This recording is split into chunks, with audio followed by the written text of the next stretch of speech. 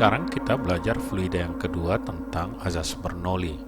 Sedangkan fluida pertama, videonya nanti bisa dilihat di deskripsi linknya, yaitu pembahasan tentang debit air dan aliran fluida.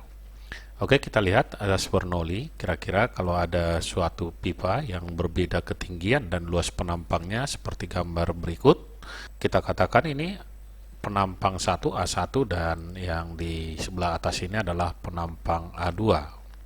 Kemudian nanti di sini fluida mengalir dengan kecepatan V1 dan di atas ini dengan kecepatan V2.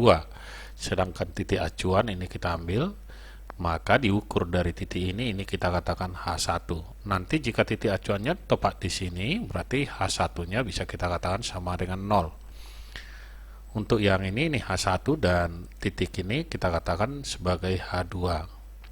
Maka dari azas Bernoulli bisa kita tulis bahwa tekanan di tempat pertama ini ditambah dengan setengah rho kali V1 kuadrat ditambah rho GH1 yang ini harus sama dengan di tempat kedua ini. Sama dengan P2 ditambah setengah rho kali V2 kuadrat ditambah rho kali G kali H2. Di mana P ini adalah tekanan, rho massa jenis, G percepatan gravitasi. Sedangkan H adalah ketinggian. Selanjutnya kita lihat yaitu untuk teorema Torricelli.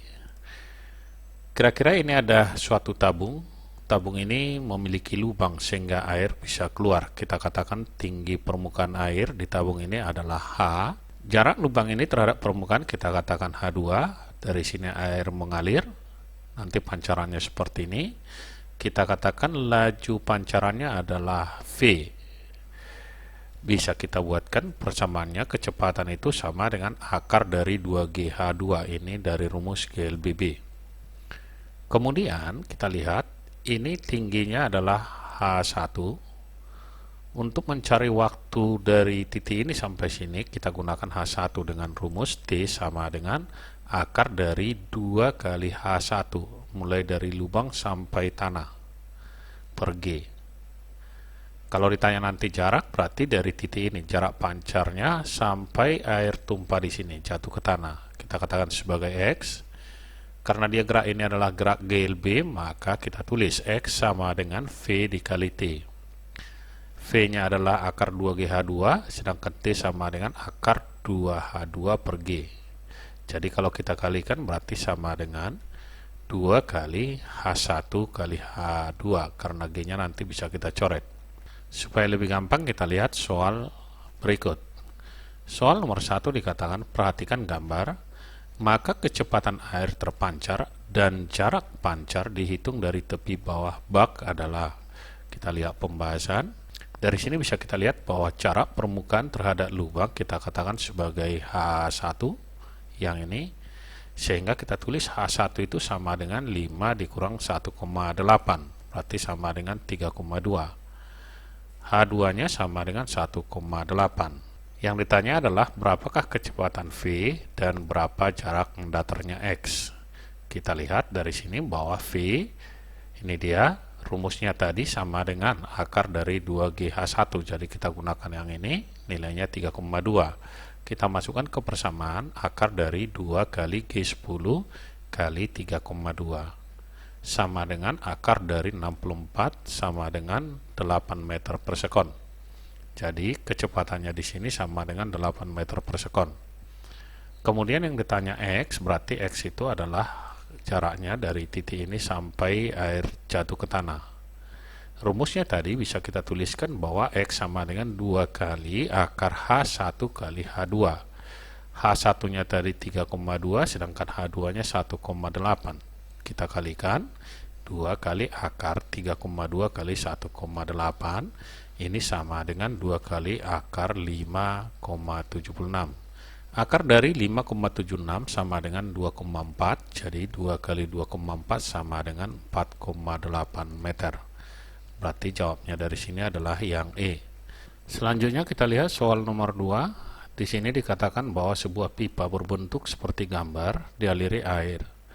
Luas penampang besar 10 cm kuadrat, berarti itu adalah A1, dan penampang kecil 5 cm kuadrat, itu adalah A2.